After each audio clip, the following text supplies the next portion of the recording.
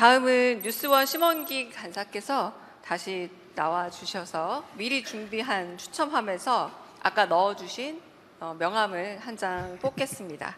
저에게 전달 주시면 제가 명함에 계신 분을 호명하겠습니다. 이거 뭐 주택 추첨하는 것도 아니고. 뭔가 손에 전달되는 때 짜릿합니다. 네. 아, 그래요? 네, 머니투데이 김성은 기자님 어디 계실까요? 네. 네. 마이크 전달 부탁드리고 질문 민생 경제 관련한 거면 더 좋겠습니다. 네, 안녕하세요. 대통령님. 저 머니투데이의 김성은 기자라고 네. 합니다. 예, 추첨해서 처음 이렇게 뽑혀서 제가 원래 굉장히 이런 운이 안 좋은데 오늘 그래요? 오늘을 위해서 그동안 운이 안 좋았던 것 같습니다. 로또 이런 게 돼야 되는데요. 네. 더 기쁩니다. 네. 예, 그 추경안이 이제 국회에서 곧 통과가 될 텐데요. 그러면 전 국민이 15만 원에서 한 50만 원 안팎의 민생회복 지원금을 받게 될 거고요. 네. 그래서 대통령님께서는 취임 초부터 여러 차례 그 관련 회의를 통해서 그 안을 도출을 하신 걸로 알고 있고, 물론 아직 지급 전이라서 구체적인 효과는 알 수 없지만 대통령님께서 생각하시는 기대 효과, 그리고 혹시 그것만으로 부족하다고 생각될 때는 그 경우에 민생회복 지원금을 또 지급할 생각도 있으신지 함께 여쭙고 싶습니다. 네, 이게 재정을 투입했을 때 어떤 효과가 발생할 거냐. 특히 이제 이건 내수 진작을 위한 조치가 분명한데요. 행정안전연구원이든가 정부 기구에서 정부 연구기관에서 조사한 바에 의하면 소비 승수 효과가 상당히 높았다. 소비 유발 효과가. 그리고 자영업 체감되는 골목 상권의 자영업자, 그다음에 이런 지방 경제 이런 데서 상당히 효과가 있었다고 해요. 이게 이제 어떤 효과를 빚어낼지는 다 예측 예상하는 거지 뭐 확정된 건 아니지 않습니까? 그리고 이제 경제 전문가들 의견도 막 갈려요. 예를 들면 차라리 SOC 예산을 집행하는 것이 훨씬 경기 자극 효과가 크다. 뭐 그것도 제가 보기엔 틀린 얘기는 아닌 것 같습니다. 예를 들면 어디 도로 건설을 한다 이러면 이거는 그냥 쓰는 건데 그게 훨씬 더 크지 않냐, 소비 승수 효과가. 뭐 그런 주장도 일리가 있죠. 그런데 이거는 또 한 측면에서 보면 이 소비 진작 더하기 소득 지원 효과도 있죠. 이 서민들이 너무 먹고 살기 어렵잖아요.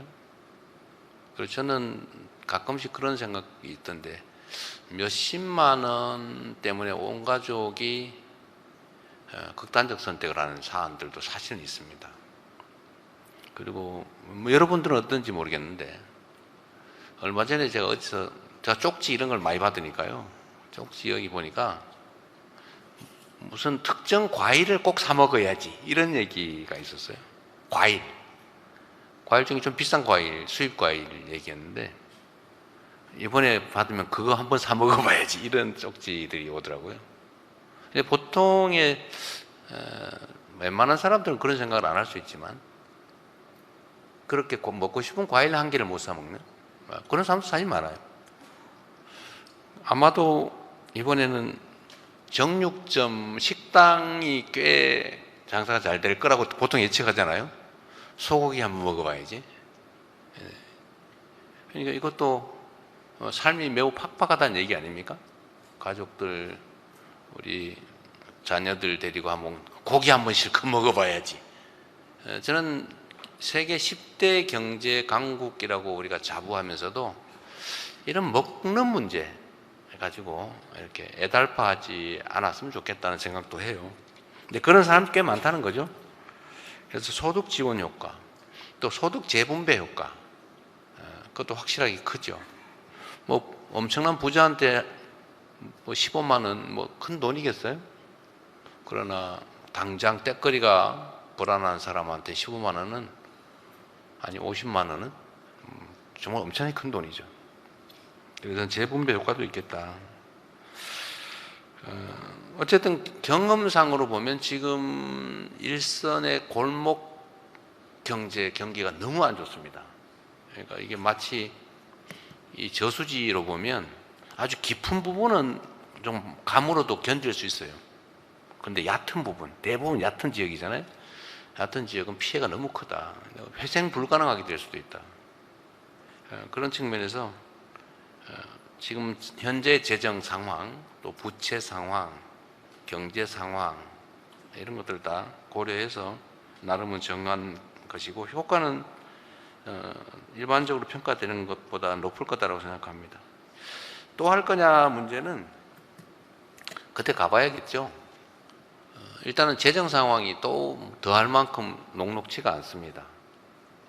그리고 지금 이제 경제는 심리 측면이 아주 강한데 내년에 경제가 좋아질 거다라고 생각하는 사람이 8년 만에 가장 많다고 해요.